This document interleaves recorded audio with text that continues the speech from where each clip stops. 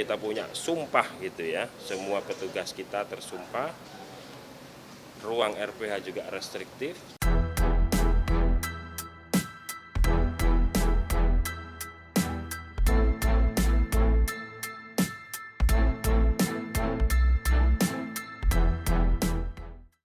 Registrasi PHPU Pileg 23 kita registrasi, kita keluarkan ARPK semuanya.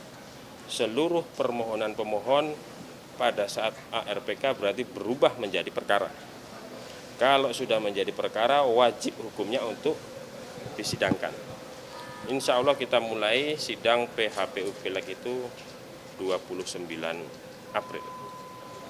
Terus nanti sampai 10 Juni putusan. Oke ya.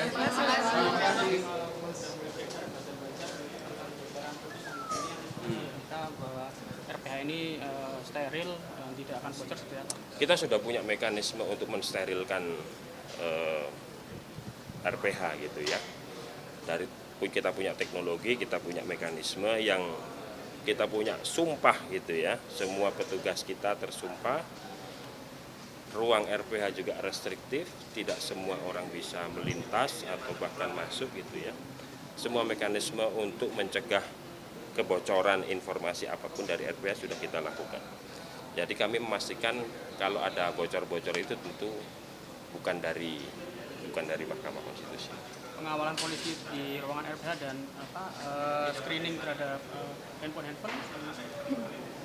Kalau kan dari bawah ini aja nih polisi-polisi di sini nih sudah diatur sedemikian rupa di mana titik-titik polisi hadir. Kalau di ruang RPH sudah steril memang dari sononya.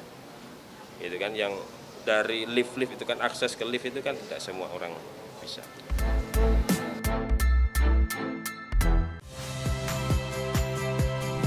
Saya Aldin Fridianto.